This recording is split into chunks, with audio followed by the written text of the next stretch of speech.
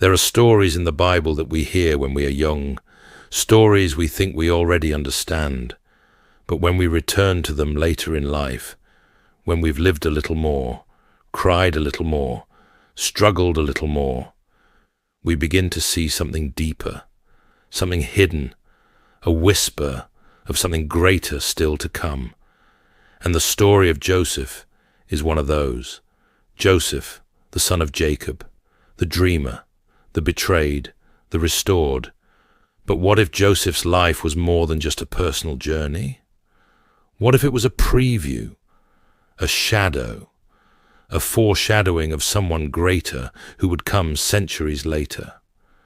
So today we ask the question, was Joseph the first shadow of Christ? A mystery I'll help uncover.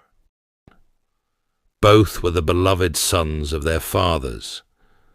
Joseph was the beloved son of his father, Jacob. He was favored and cherished amongst his other 11 sons. Jacob placed a robe of many colors on him, a symbol of honor and identity.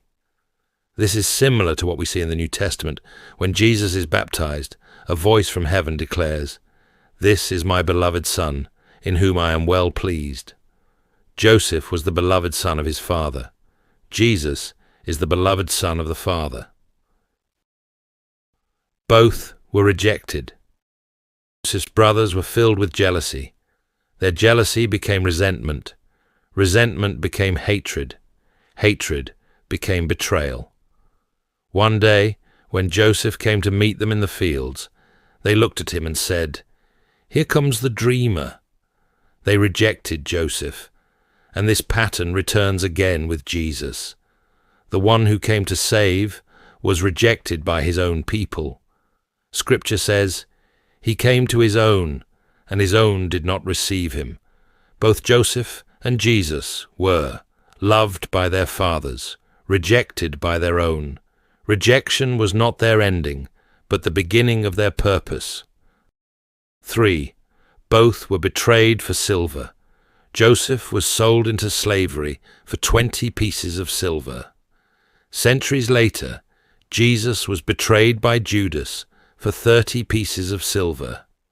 Different time, same pattern. 4. Both were innocent, yet condemned. Joseph served with integrity in Egypt, yet he was falsely accused and thrown into prison, though he had done nothing wrong. Jesus healed, taught, forgave, restored, and loved. Yet he too was falsely accused, condemned by lies, and sentenced to death, though he was innocent. Joseph in the prison, Jesus on the cross. 2 innocent men misunderstood and mistreated. Their suffering had purpose, even when others could not see it. 5. Their names had prophetic meanings. When Joseph rose to power in Egypt, Pharaoh gave him a new name, Zaphanath-Paneah, a name meaning revealer of hidden things, or God speaks and he lives, a name that declared Joseph as the one through whom God's wisdom would be revealed and lives would be saved. Now look at Jesus. Jesus is called the Christ.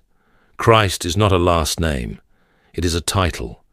Christ means the Anointed One, the one chosen, appointed, and empowered by God to bring salvation.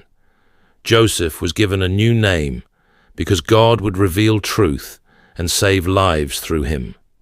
Jesus was given the name Christ because he is the one through whom God's salvation would come to the world. Both were given names that spoke of divine purpose. Both were recognized as the chosen instruments of God.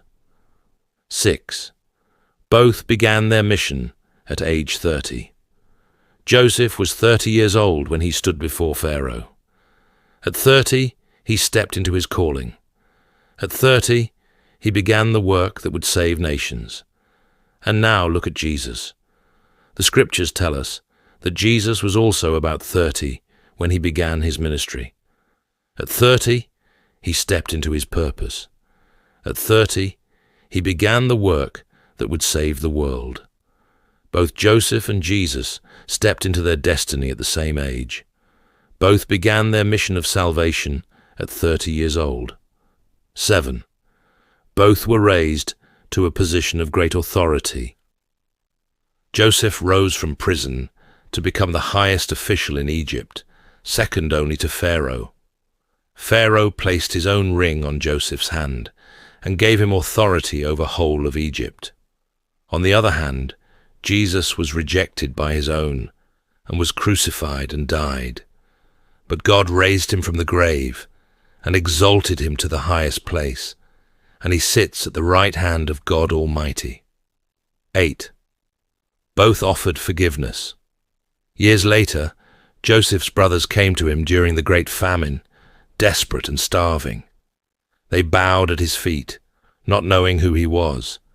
Joseph had the power to destroy them, but instead, Joseph wept. He embraced them. He forgave them. He said, "What you meant for evil, God meant for good." And when Jesus hung on the cross, beaten, mocked, abandoned, he looked at those who had hurt him and said, "Father, forgive them, for they do not know what they are doing."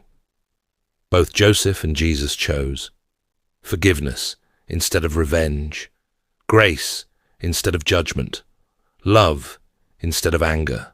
Forgiveness is the final proof of divine purpose. So was Joseph the first shadow of Christ? Yes. His life was a living prophecy, a divine pattern, a glimpse of the salvation that was to come. Joseph's pit points to Christ's grave. Joseph's rise points to Christ's resurrection.